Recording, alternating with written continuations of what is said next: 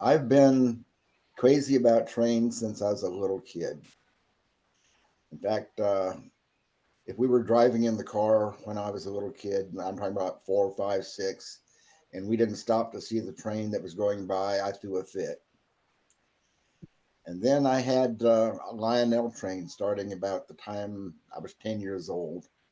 And when I had Lionel trains, I just, sought after the War Bonnet F3. I just wanted one of those Santa Fe War Bonnet F3s, but my dad always said, "Oh, that's too expensive. We can't get one." Well, then my dad was a college professor, and he got recruited at Georgia State in Atlanta. He was teaching at Drake University in Des Moines, Iowa. So we went to Georgia, and by that time I was interested in HO, and I asked my dad, "Can I change to HO?" And he said yes, and so I got my War Bonnet Santa Fe F7 from Athern. In fact, it was a Hobby Town of Boston mechanism for 995 and a Athern shell on top of it. And so I became a Santa Fe modeler, and I've been a Santa Fe prototype modeler ever since. When I was 14, I wrote off to the Santa Fe Public Relations Department and said, "Please send me everything you have about the Santa Fe." And they sent me a booklet called uh, Along the Route, which described all the towns along the passenger routes of the Santa Fe. And they also sent me a uh, plan book, a Santa Fe plan book that had plans for passenger cars, freight cars, diesel and steam locomotives. Well, it was we. I never had a place to build a model railroad until in 1983. I married my current wife, and we built a basement room on her house with a sunroom on top of it. That basement room was 13 by 19 feet. And I approached, uh, oh gosh, my mind is gone. Who's the famous layout designer? Armstrong, John Armstrong. I got him to design a track plan for that 13 by 19-foot basement room. But the only trouble is that we got into the rental house business, and we ended up having materials from remodeling rental houses, and the unused materials went into the train room. So you might uh, go ahead and go forward on and I'll say some more. This what I decided to do. Well, no, well it doesn't matter. Um, I was going to model Santa Fe's Raton Pass, and I wrote a book about Santa Fe's Raton Pass. And by the time I finished that, I realized I was not ever going to have enough time, space, or money to build Raton Pass. And I was at in 1983. I was at the Santa Fe Modelers Convention, and I asked, um, what's his name, Bill Childers. Said, "Bill," I said, "if I'm not going to model Raton Pass. What should I model? I think I should model a branch line. What branch line should I model?" And he said, "If I were you, I would model the Alma branch or the Santa Fe branch." I said, "The Alma branch? I've never heard of it." He says, "Well, it's this branch line that went from Burlingame, Kansas up to Alma, Kansas and back." And I said, "Well, gosh, I don't know." He said, "Well, if you model the Alma branch, I was going to model the Alma branch, and I collected all this material, and I'll mail it to you." And so that was 1993, I mean 83, and I was hooked on the Alma branch ever since. And so the Alma branch is in Kansas. It's in the Flint Hills of Kansas. It went from Burlingame, Kansas to Alma, Kansas, a distance of about 33 miles. Okay, we can move on. This is a better map showing you down there at the bottom is Burlingame in Osage County. The railroad went up in a north westerly direction through Wabaunsee County on up to Alma. And at Alma, it interchanged with the Rock Island. Okay, Greg? Okay. This is the track plan that John Armstrong drew for that smaller basement space that got filled up with building materials. This appeared in Model Railroader magazine. I don't remember the date. It had a lower staging level, and I was quite happy with it. But I said my train room got filled up with building materials, and I still wanted a layout. So um, I about that time I decided that what I really wanted to do when I grew up, I wanted to teach little kids, and so I went back to school to get certified in early childhood education. And while I was away um, in near Atlanta, my wife and I came back one weekend, and she said, "I found you a basement." And it's the current basement I have now. The train room is 22 and a half by 30 feet. So let's move on, please.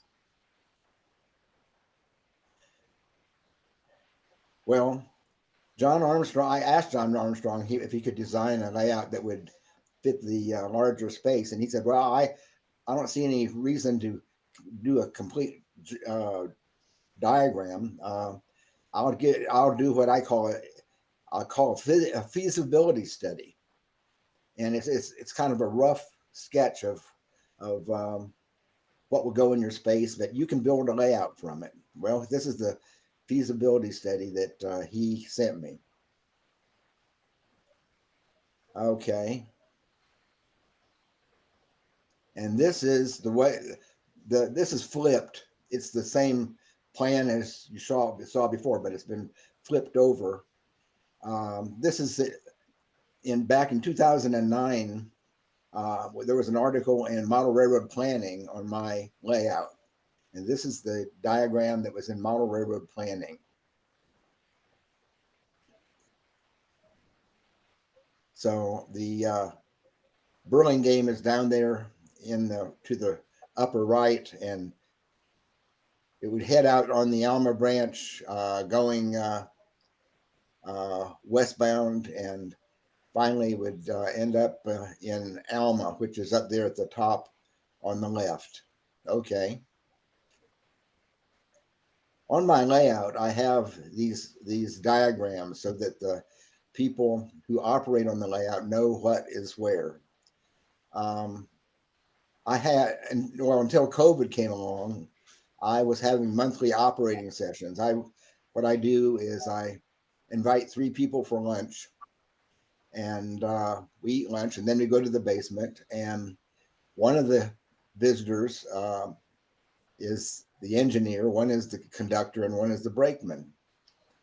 And we operate using the same the prototype paperwork, the switch lists, the timetables, and all that. Um, so you can see the location of every industry there. And let's move on to the next slide. This is a John Behringer uh, photograph. This was taken in the 1940s. I don't know exactly the date, but I modeled May 1943. And you see the smoke there. That's John Behringer took a lot of photos off the back of a passenger train. And that's the steam, the soot, and so forth from the locomotive lingering in the air. You can see in the far right, you can see the grain elevator, and then coming this way, there's the depot and the water tank and the water treatment plant. And it's all right there. Okay, next. This is the Burlingame Depot. It was the oldest depot in the Santa Fe. I think it was built in 1880. and you can see the grain elevator down there and the train order signal. And at this point in time, the Burlingame Depot was painted colonial yellow with bronze green trim. Okay. This is the Burlingame Depot in the early 1940s. This is a Kenneth Goebel picture. The this truck is been contracted by the Santa Fe Trailways Company to pick up and deliver LCL at Burlingame. So what it's done here is this is in the morning, and so it has backed up to the baggage door on the coach baggage and caboose car, and either taking packages out or putting some in. Okay, next. This is another picture of the Burlingame Depot. To the left, you can see a BXO or BX5 boxcar, and that was being used as the LCL car at this particular point in time. Okay. This is recent times, 1970s. This is the Burlingame Depot. The red shingle roof was characteristic of Santa Fe buildings. Okay. This is my model of the Burlingame Depot with the water tank, the water treatment plant, and the depot privy. All the buildings on my layout are built from plans or sketches or measurements. There's very few buildings or very few structures on my layout that I could not come up with measurements for. Several of the bulk oil plants at Burlingame, I had to do with simply a description. I talked to people on the phone and wrote them letters, and they just told me, well, I remember it was like this, and the buildings were arranged like this and that. And so there's some bulk oil plants that are not completely prototypical, but most every building is. Okay. Here's another view of the Burlingame Depot, the water tank, and the water treatment plant and the privy. Yeah, you see cork there. The cork, I use cork for the bases for my roads, and I haven't applied the top coat, which is I use Sculptamold and some sand and so forth, and make the roads. Okay, this is not such a great picture, but there you can see on the left is the mobile bulk plant, and on the far right is the Standard Oil bulk plant, and closest towards us, the gray buildings you see is Skelly bulk plant, and then kind of in the middle there is the stockyards for Burlingame. Okay, so here's the mobile bulk plant. Again, I'm working. You can see the cork there that I'm going to use as the base of my road there. Okay, and this is the Standard Oil bulk plant. Standard Oil bulk plants are characterized by a warehouse that has that hip roof. All the Standard Oil bulk plants I've ever seen had that kind of roof. Okay. Now here's the coaling tower for Burlingame. It's this gondola, and the night watchman spent his good bit of his night shoveling coal from the gondola into the tender. And that's the way it was working in May 1943 that I modeled. And you see the grain elevator in the back. And next to the grain elevator is a shed for grain doors. Okay. So I'm kind of modeling that. Here's the locomotive and the gondola, and with the man shoveling coal into the tender. Okay. Here's the water tank. 1070. The in my particular modeling era, the locomotive in operation was 1084. It was a coal burner. This is an oil burner, but they were filling up with water at Burlingame before heading up the Alma branch. Okay. Here's the grain elevator at Burlingame. The portion of the building that's closest to us is a new addition. Back in the 40s, it didn't have all that right there. Okay. Here's my model of the Burlingame grain elevator and the little shed that's for grain doors. Okay. And here's from the other direction. I made that grain elevator. It's made out of styrene with aluminum foil plates on the outside to represent the metal, the galvanized metal sides. Okay. This is the loading platform at Burlingame. It had a concrete. It was filled in with concrete in the middle and wood along the sides. Okay. Here's the model. Any of you know John Golden? John Golden. We had a house fire back in 2013, and he felt sorry for me, and he said, "Can I build a structure for your layout?" And I said, "Well, I'll send you all my sketches and photographs of this loading platform." So that's what he built. Okay. And here's the stock pen at Burlingame. I have each town on the Alma branch had a stock pen. The Alma branch was known for the spring and fall cattle stock rushes, and so I painted and I think I had about 400 of these cattle from about 6 or 7 manufacturers, and painted them all the Hereford red and white. Okay, next. So that I can have a little more realism.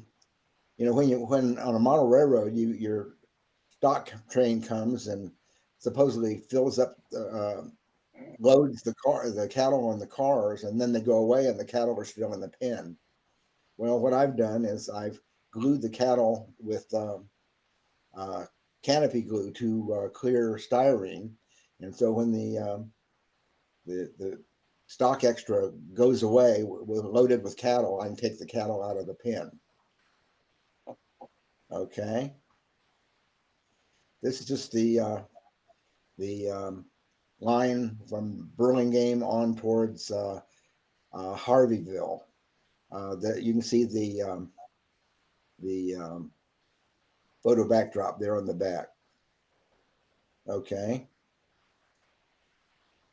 This is Bridge 8E on going from, it's on the line from Burlingame to Harveyville.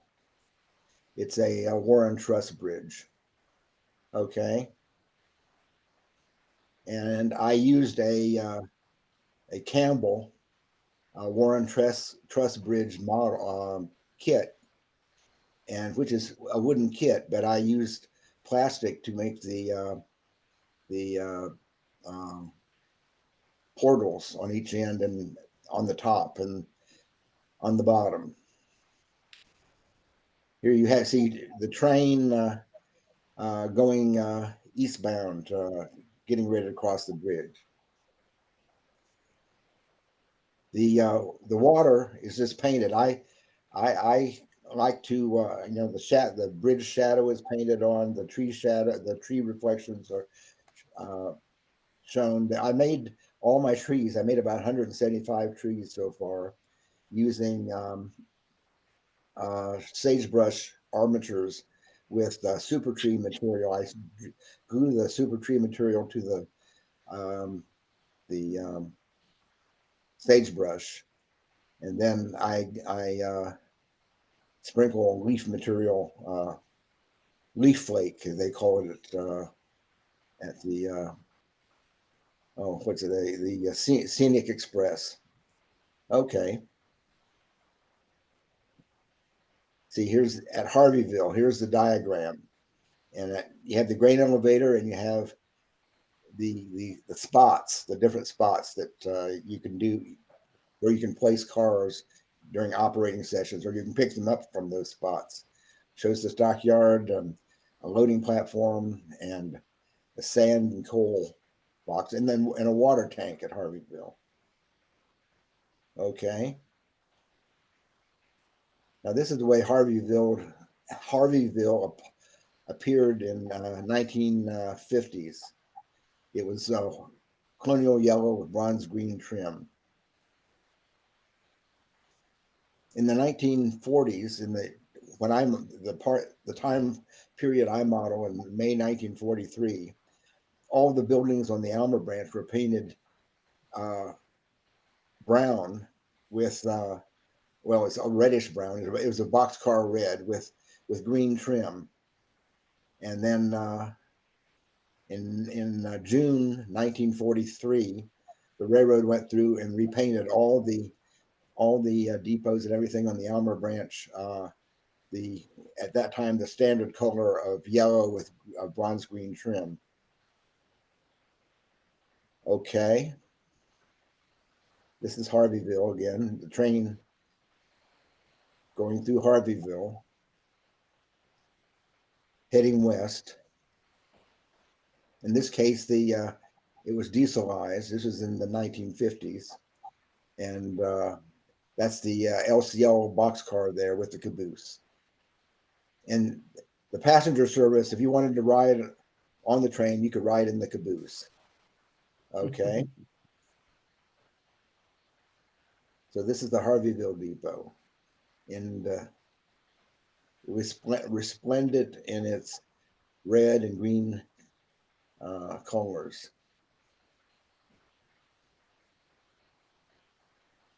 Okay. Some of the clouds there have not yet received their darker shadows on the bottoms. I've that to do a lot on a lot of the clouds. Okay. See, here's the grain elevator at Harveyville with the water tank and the privy depot privy, and that's the daily mixed train. But on that particular day, it was all cattle cars. It was heading on to Hessdale. Okay. By the way, the round water tanks, the steel vertical steel water tanks that were 24 feet high, and I mean 24 feet in diameter and 20 feet high, were the first vertical steel water tanks on the Santa Fe. This is the Harveyville grain elevator. Okay. Next, there's my model. I kit bashed this from a Walther's kit, and then the buildings to the right, those were all scratch built from styrene, and then the cob house was a Walther's kit that I for a corn crib that I built. Okay, this is the bridge going from Harveyville on towards Bradford. Uh, there were a couple of these bridges on the Alma branch. Okay, and here's the same bridge on looking towards what will be Hessdale on the Alma branch, and you see all the trees around the various rivers and streams. In the Flint Hills of Kansas, it's all grass except for where there's a lot of water, like a river or stream. Okay.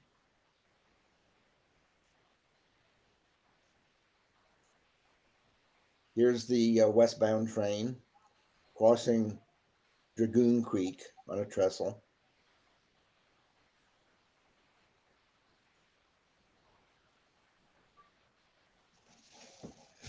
Okay.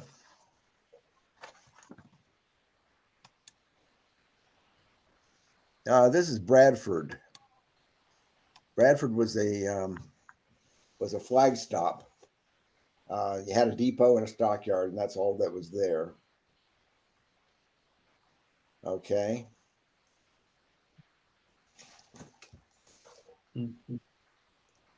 Um, this is Bradford, the prototype. You can see the plate girder bridge in the background. The one like I showed you the prototype. It's kind of interesting that these uh, crossbucks they well at every station you had a a siding and a main track, and instead of having a crossbuck on each side, they put a crossbuck in the middle.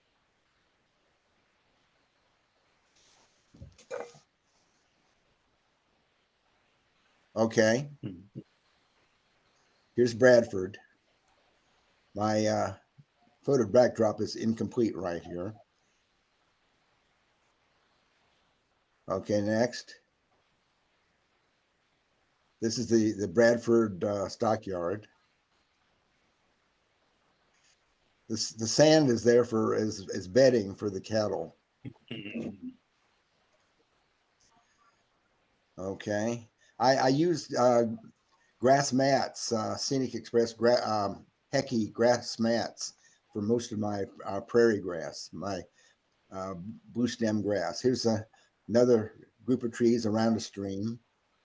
Okay, this is before you come into Eskridge. Okay, here's the Eskridge, and this is where most of the switching and so forth was done. You had a grain elevator and a coal and sand bins, and you had the lumber yard and several buildings with the lumber yard. You had a granary, you had a warehouse, you had three bulk plants, and a stock pen. So there was often a lot of work to do at Eskridge. Okay. This is an aerial picture of Eskridge. Here's the elevator, the Clinton Scott Lumber Company, the cement building, the loading platform, the depot, Phillips 66 Sinclair, the roofing building, so forth. Okay, next. Okay, here's the Eskridge Depot, another one painted yellow with bronze green trim back in the 50s.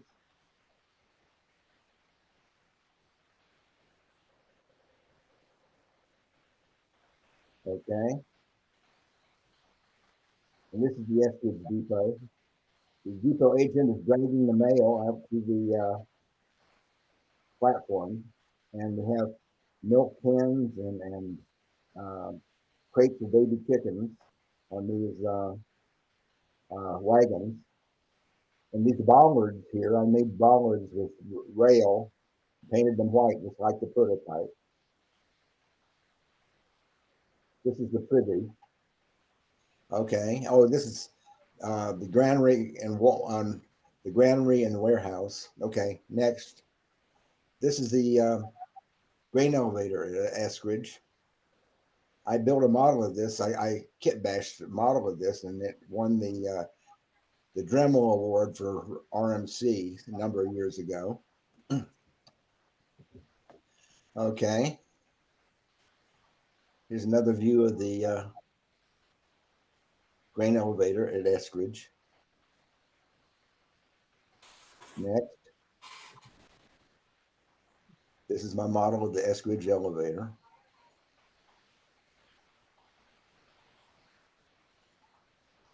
Next, this is the Standard Oil building at Eskridge, the bulk plant there. The Phillips 66 is over here. Okay, next. See, here's the Standard Oil at Eskridge. Here's the lumber yard. Okay, next. Here's Sinclair. At one time, the Sinclair was unpainted, and just the name of the business was painted up here. But then they painted the whole thing white, and then as the second coat of white began wearing off, you could see where it said Sinclair up there at the top. Okay. So here's Sinclair. I had some custom decals made to go up here. Hardest part of the model was doing this stand here for filling the delivery trucks. Okay, next. This is the Phillips 66 bulk plant. These tanks right here weren't there in the 1940s. There's just these 3 tanks in this shed here. Okay. So here's the Phillips 66 as it existed in May 1943. Okay, next. Here's the Clinton Scott Lumber Company as it was in the 1940s. Next. So I scratch built this. It's one side, I didn't have to finish one side because it was up against the backdrop, but I built it from measurements. And this building right here is kind of interesting that it had siding on it with 3 different widths. And I couldn't remember. I forgot to write something down, and I didn't have, what size the paneling was on each side. So I called up the manager here at the lumber company, and I said, "Could you go out there and measure those boards for me?" And he did. He went out and measured them, and then I called him up, and he told me the measurement. Okay. Another view of the roofing business, the storage building, and the cement building. Okay. So here's the Clinton Scott Lumber Company when after it became the Eskridge Lumber Company, and they had a loading platform here.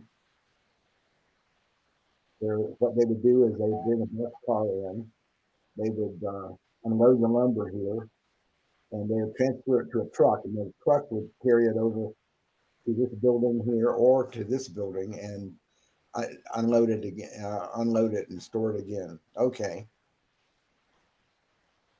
So here's the loading platform at Eskridge. Have a bathtub here that was delivered and was waiting for the person to come and pick it up. Next. Okay, here's the granary and the warehouse. Just the main waste shed here, and then you can see the stock pen back here. Okay. Here's the prototype stock yard at Eskridge. I only had enough room to model the chutes and the this fence along here. Okay, next. See, here's the chutes in the fence that went along there. Okay. Oh, this is the coal area. They unloaded. Sometimes they loaded coal from gondolas. They would shovel it from the gondolas into this shed right here, or sometimes they would bring along a hopper car with this elevator, and they'd center the door of the hopper car on the elevator, and then they would dump the coal over the fence. Okay. Eskridge Hill. Eskridge Hill was the grade on the Alma branch. It was 1.33% grade going westbound. So here the Alma branch mixed train is in the late 50s going up the grade on Eskridge Hill. And this was the LCL car and caboose back at that period of time. It changed from different eras. Okay. So here's my train going up Eskridge Hill. This fill here is very, uh, you see it in photographs all the time. Okay. Here's a train going up Eskridge Hill. I don't know if you remember, I showed you the picture of Harveyville and the long train going in front of the elevator at Harveyville. Well, this was the same train, and this is the coach baggage and caboose car. It was a wooden combine built in the early 1900s, and I just got informed that from a company that made me a 3D print of this car, and it's all painted and everything, and ready to come home. Okay, next. So here's Eskridge Hill. Next. This is another one of the streams on the Alma branch with the photo backdrop here. Next.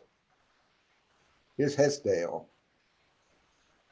Hessdale, the only thing at the Hessdale was the stockyard and the passenger depot and the freight depot. But it received most of the cattle that came in to the Flint Hills.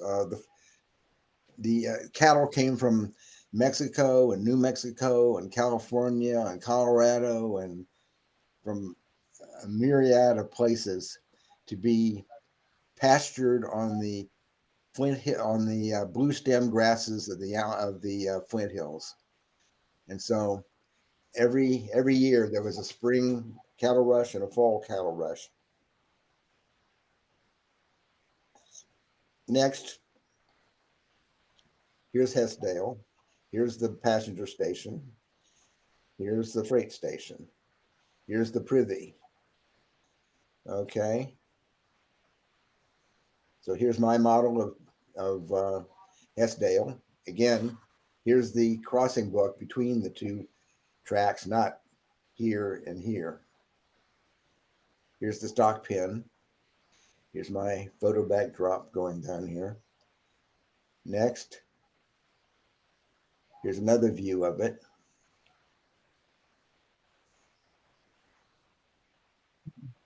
I think I show it in another photo. I think it might be the next photo, but right here is an old timey truck cab that's mounted up on the fence, and it allowed the person counting the cattle as they came off the cars, allowed that person to be in the shade. Okay, next. Yeah, well, here's the prototype photo with the truck cab right here. Okay, next. Okay, this is another picture of the stock pen at Hessdale.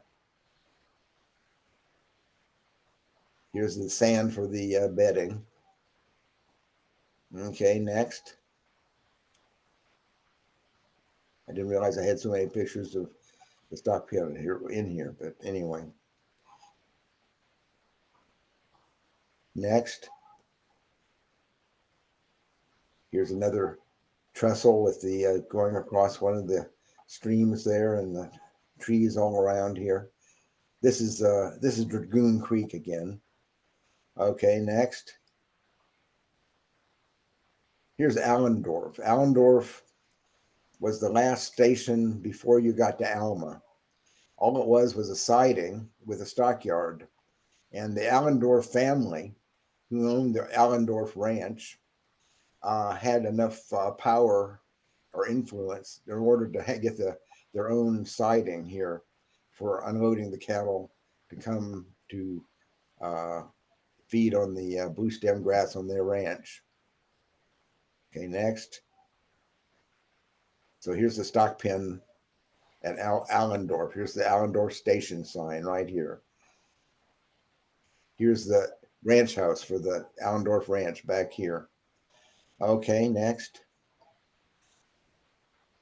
Here's the sign for Allendorf. These are photo backdrops. Next. Here's the road. If you went on this road at Allendorf and went around this way, you would end up at Hessdale.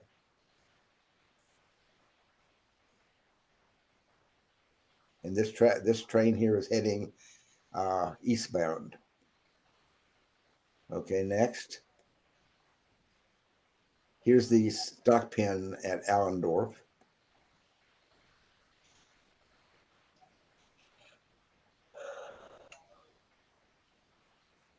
Okay, here's another picture of the stock pen at Allendorf. Have a piece of plexiglass here to protect the stock pen from getting destroyed. Okay, next. Here we are at Alma. At Alma, you had the D&D oil company, the Degenhardt and Degenhardt. It was a White Eagle brand station company. And then you had a warehouse and a stockyard and Standard Oil and a water tank. And here's the depot. And then this is the Rock Island interchange right here. Mostly they interchange stock cars, but not always. It's some other stuff. Okay, next. So here's the bridge across Mill Creek. This is Bridge 33C on Mill Creek. And that is as you come into Alma. Here you can see buildings in Alma right here. Okay, next. Here's my Bridge 33C at Alma. And all these trees along here have a mixture of these are photographic trees, and these all down here are 3D trees. Okay, next. Here's another one of Bridge 33C. My friend Tom Klimowski built that for me. It's a modified Central Valley kit. It's been made into a pin-connected Pratt truss bridge. There's the pins right here. Next. Here's a train with the at Alma, the Alma Depot, the Alma water tank pump house. Here's the BXO or BX5 boxcar that they were using for LCL at the time. Next. Here's the Alma Depot.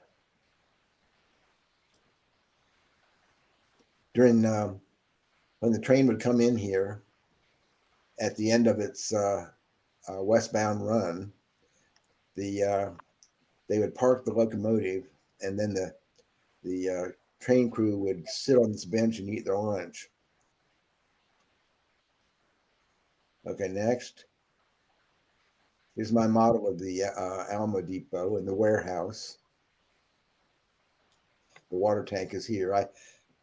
All the water tanks need, well, two of them still need spouts and some other details. Okay, next. See, here's 1076, another oil burner turning on the Y. Here's the bridge over 33C. And they always turned the Y before they filled up with water. They had this idea that if they got the tender full of water, it would be too heavy for the light track going around on the Y, and it would tip the rails over. So that would be the first thing they would do was turn the locomotive, and then they could get the water. Okay, next. And here's the Y track right here. Okay. Here's an aerial view of Alma. Here's the depot. Here's the water tank, the warehouse, the D&D, Degenhart and Degenhart uh, bulk plant, and the stockyard. And this covered building here is for hogs. Okay, hogs are real sensitive to the heat. Okay, next. Here's another view. Here's the Degenhart and Degenhart and the water tank and the depot and the warehouse. Okay, next. Here's the Standard Oil building. Here's the warehouse with the hip roof. And Oh, good. and going on down from here is the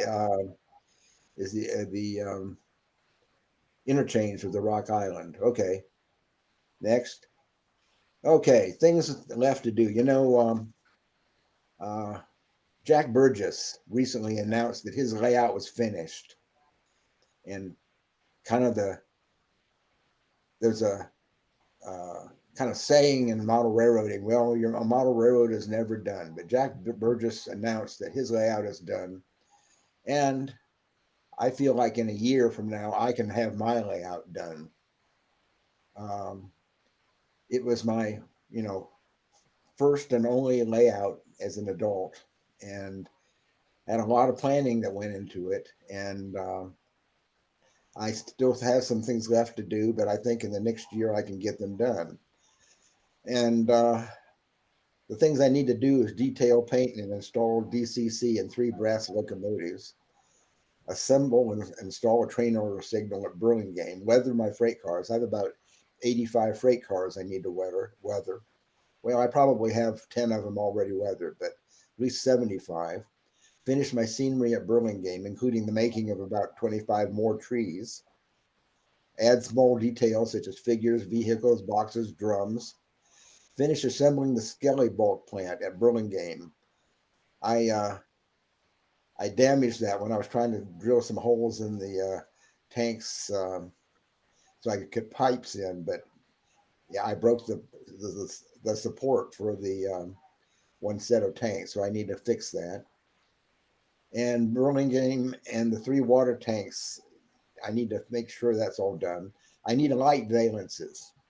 I use uh, Oh, uh, fluorescent tubes. Back when I was starting my layout in 1997, um, all this the choices of lighting weren't such that